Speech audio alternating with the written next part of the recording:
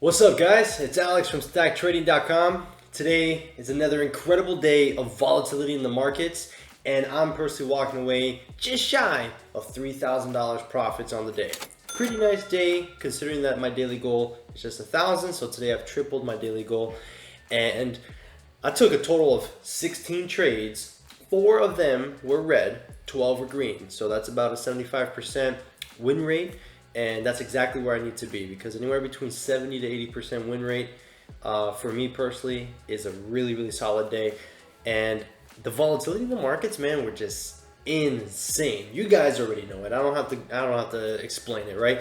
AMC, BlackBerry, Bed Bath & Beyond, Workhorse. I mean, so many stocks were in play today, and I'm gonna go over a basket of them, because it does not give it justice to just talk about one specific stock today. So the first two you see here on my screen are Workhorse and AMC.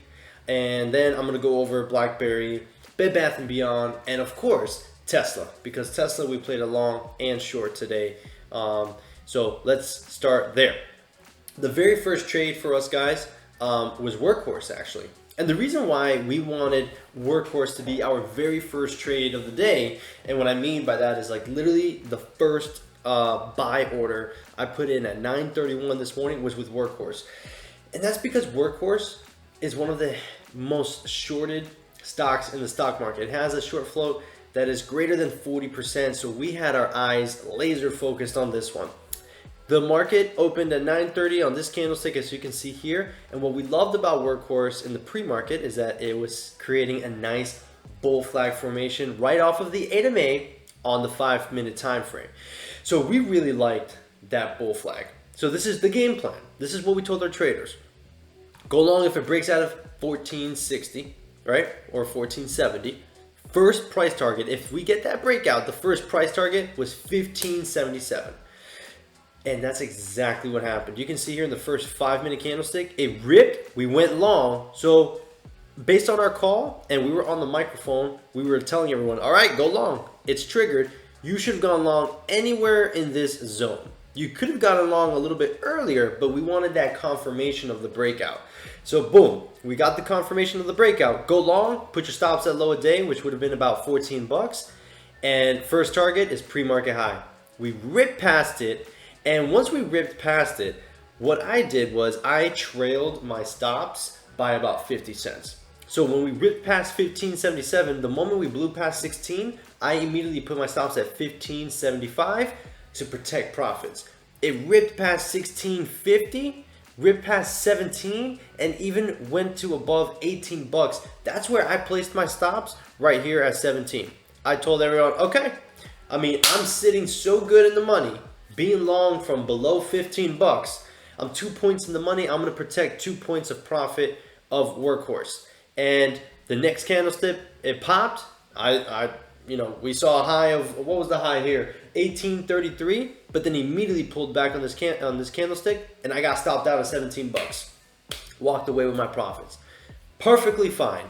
Granted, I did miss out on $1.33 per share, but that's completely okay because I walked away making $2 per share on that trade, and my total risk was less than $1.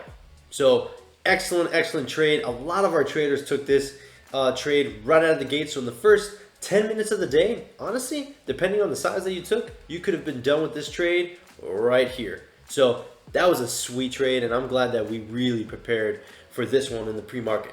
The next trade, of course, is AMC.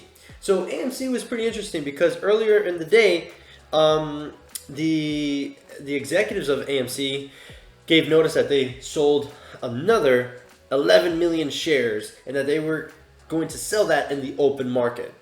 So when that news came out in the pre-market, the stock was trading above 70, sold off. When the market opened up, it actually sold off to a low of 40 bucks. I actually shorted AMC. Well, actually, a matter of fact, check this out. So on this candlestick, we thought right here, it sold off and then created a huge bottoming tail bar on the 5-minute time frame. If you know anything about us at Stack, and between Taj and I, we love bottoming tail bars because that means the initial reaction was to sell off, but then the buyers came in and started buying the stock back up. So you can see that the candlestick closed green. I actually went long on that candlestick, but then the preceding candlestick just completely gave away. So I went long AMC at 62 bucks. Granted, I did chase it a little bit, but that's because I wanted a clear confirmation and breakout of 62 to then go to 64. So I went long. The next candlestick just completely gave it away. So I took my loss at 58. So it broke down below 58, and then the next candlestick was coming down to test the low of day. So I actually told the guys, all right, look, I'm really hesitant about shorting AMC here because with these meme stocks, going short these meme stocks can be very dangerous. So I did end up shorting AMC. I got filled, let's see here, my sell short order at $53. So I got filled right here. Merrill Edge really did me good on the fill, right? And I ended up covering at 48, right? I got a downside hole right here. I was stuck in this downside hole on my short, and then the next candlestick opened up, did a hard yank. I covered my position, and I'm glad I did. I think it actually even downside halted again, and then the next candlestick upside halted, and then rallied and slowly sold off. So with AMC, that loss that I took was pretty much recovered by the short that I took on AMC. So right there alone, I'm pretty much break even on the AMC trade. I don't touch AMC for the rest of the day until news came out right here at 12:55 p.m. that AMC was done selling their shares in the open market. When that news came up, it popped, and I immediately told our traders in the Discord room, let me even find it here, I told everyone, buy calls. So immediately what I did, let me see here, just to give an exact quote, I bought AMC 62 calls, and this stock rallied, man. We rallied this stock. I got in a little late because by the time I read the news, I got in right here, bought in 62 calls, sold it for quick profit. Then the bull flag started to settle in.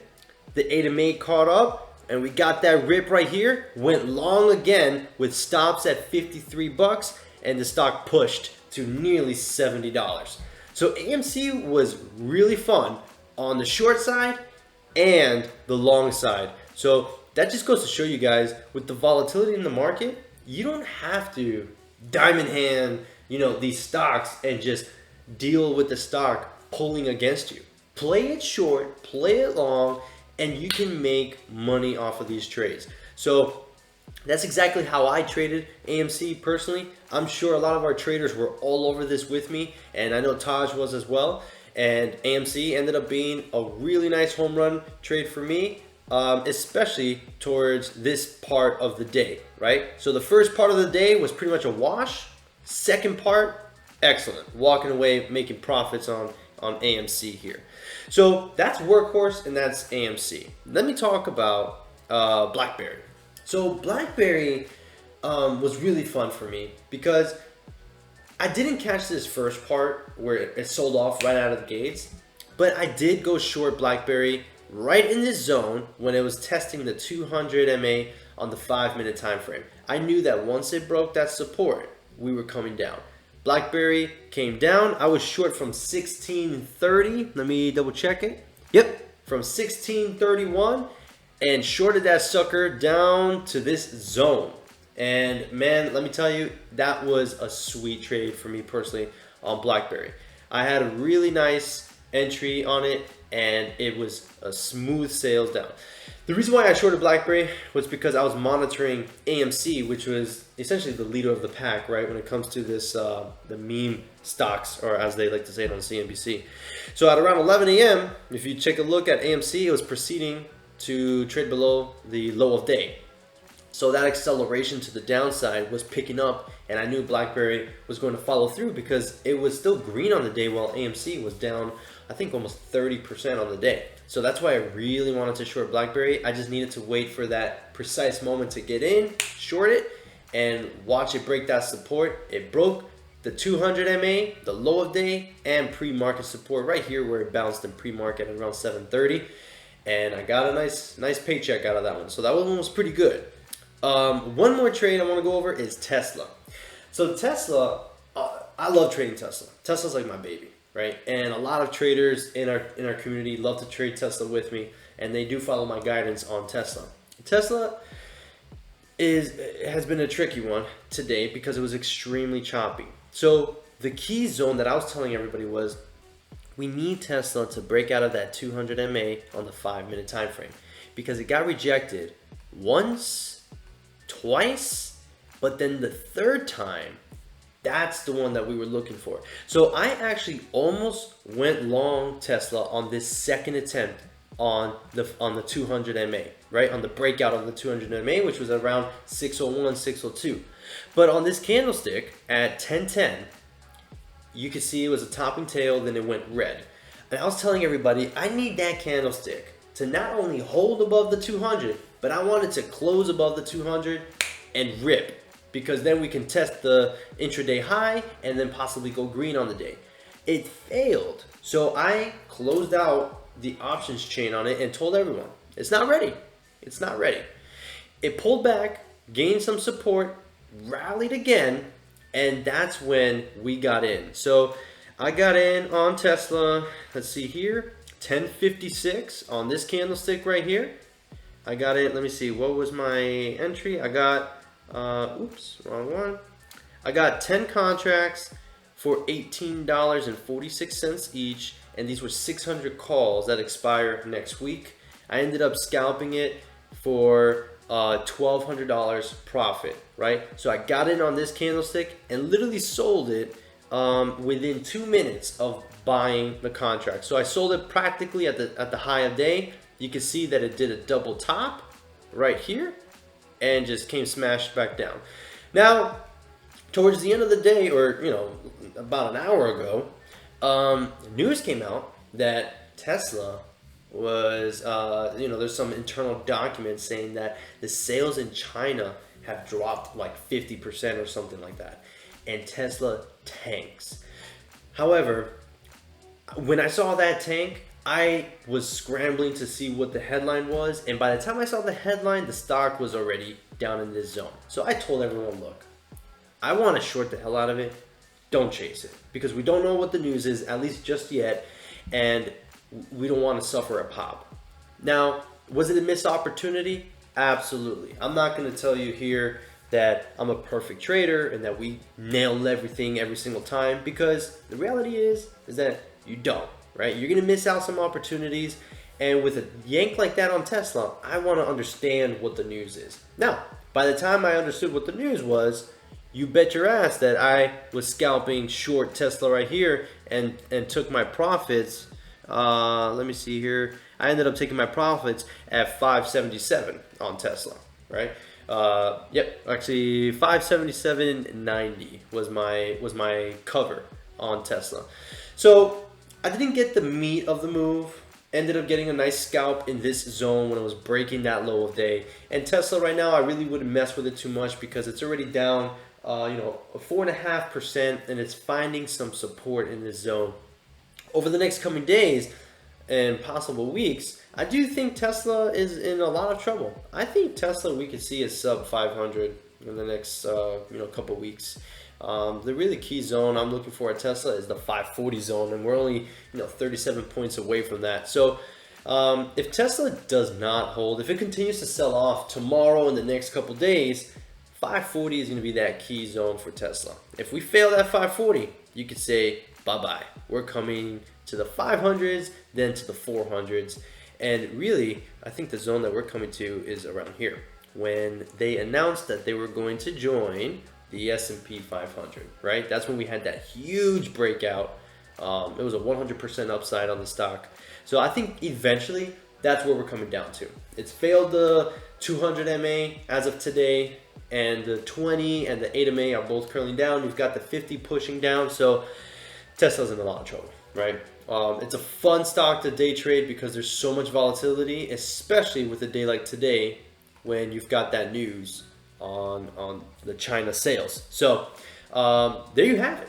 Those were really the top plays for us today, especially Workhorse, playing it on the long side and even on the short side of the stock. So with that being said, guys, I mean, there were, like I said, when I started the video in my recap, I did take 16 trades, 4 of them with red, 12 of them with green. So on some of the red trades, I did go over the AMC red trade, did try scalping some other trades that turned out red, but they were small red trades.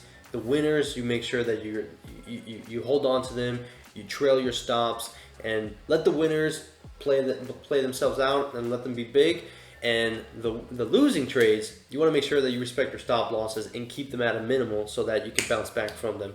But overall, I'm happy with today. You know, the $3,000 day is great.